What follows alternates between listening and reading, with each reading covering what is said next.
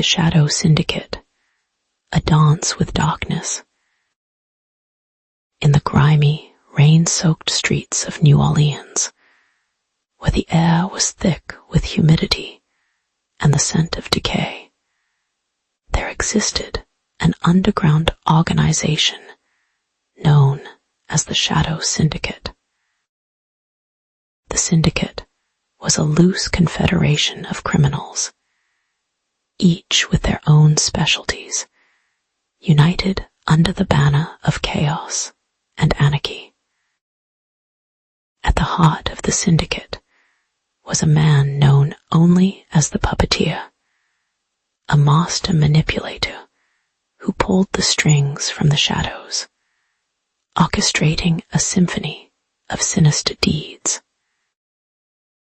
The Puppeteer's latest scheme involved a series of high-stakes heists, each more audacious than the last. His first target was the prestigious St. Charles Museum, home to a collection of priceless artifacts. The museum's security system was state-of-the-art, but the Puppeteer had an ace up his sleeve. A disgruntled former employee named Marcel, who knew the system's weaknesses like the back of his hand. Marcel, a lanky man with a nervous tic and a penchant for cheap cologne, was the perfect inside man. He had been fired from the museum for embezzlement, and his bitterness ran deep. The Puppeteer had found him in a seedy bar, nursing a drink and a grudge. It had taken little convincing to get Marcel on board, and even less to ensure his loyalty. The night of the heist, Marcel disabled the security cameras and alarms, allowing the Syndicate's team of thieves to slip into the museum undetected. They moved like ghosts, their footsteps muffled by the thick carpets, their eyes gleaming in the dim light. Their target was an ancient, jewel-encrusted scepter, said to have belonged to a long-forgotten king. As they made their way to the exhibit, they encountered a security guard, a burly man with a thick beard and a mean streak. The guard was no match for the Syndicate's enforcer, a hulking brute known as the Butcher. With a swift, brutal strike, the Butcher rendered the guard unconscious, leaving him in a crumpled heap on the floor. The scepter was theirs, and with it, the Syndicate's reputation grew. They became legends in the criminal underworld, their name whispered in awe and fear. But the Puppeteer was not satisfied. He craved more, always more. His next target was the wealthy and reclusive Senator Harrington, a man known for his strict moral code and his even stricter security. The senator was a thorn in the side of the Syndicate, a man who had made it his mission to dismantle their organization. The Puppeteer saw this as a challenge, a chance to prove his mettle. The plan was complex, involving a web of deceit and manipulation. The Puppeteer's first move was to infiltrate the senator's inner circle, planting a mole who would feed him information. The mole was a young woman named Lily, a former prostitute with a heart of gold and a talent for acting. She had been recruited by the puppeteer, her loyalty bought with promises of a better life. Lily's job was to gain the senator's trust, to become his confidant and his friend.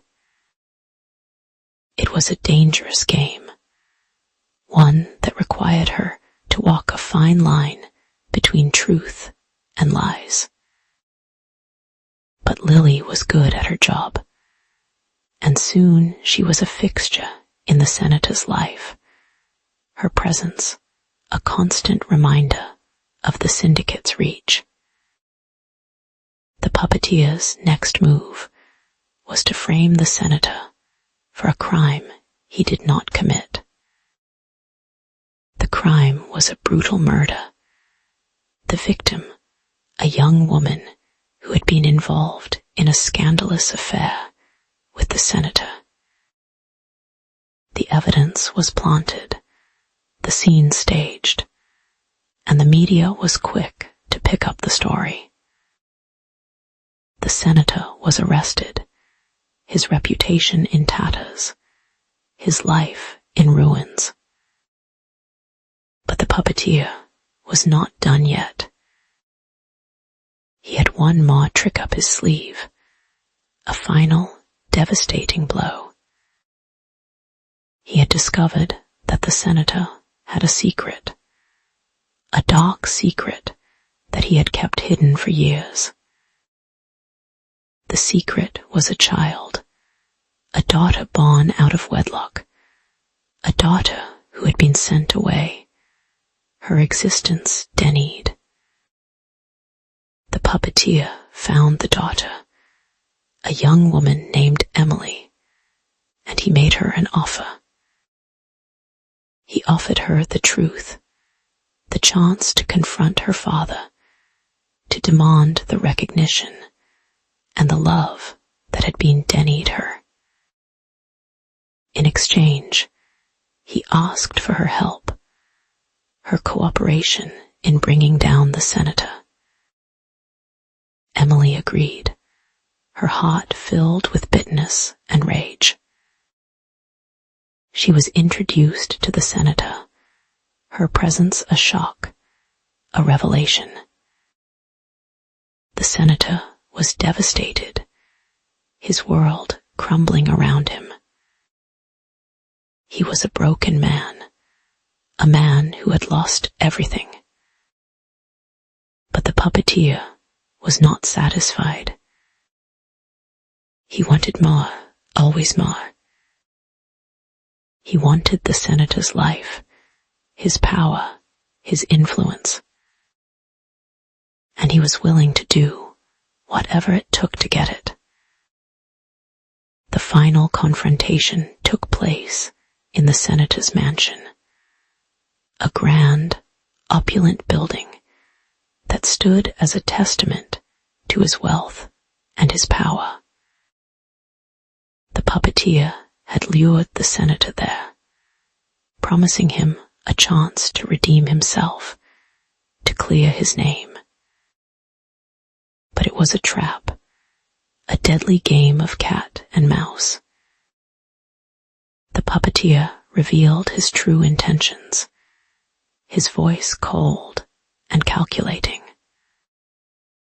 He told the senator that he had been a pawn in his game, a piece to be moved and manipulated. He told him that he had no power, no influence, that he was nothing more than a puppet, dancing to his tune. The senator was enraged, his pride and his dignity shattered. He lunged at the puppeteer, his fists raised, his eyes wild. But the puppeteer was ready, his own fists clenched, his body tense. The fight was brutal, a savage display of strength and skill. But in the end, it was the puppeteer who emerged victorious, his opponent lying at his feet, defeated and broken. puppeteer's triumph was short-lived.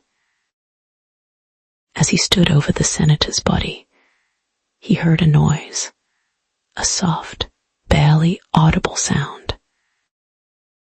He turned, his eyes narrowing, his senses on high alert. And then he saw her, Emily, the senator's daughter, standing in the doorway, a gun in her hand. Emily had been watching, her heart filled with a mix of emotions. She had seen the truth, the reality of her father's life, the lies and the deceit. And she had made her choice. She had chosen to end it, to put an end to the cycle of violence and betrayal. The puppeteer lunged, his body moving with a speed and agility that belied his size.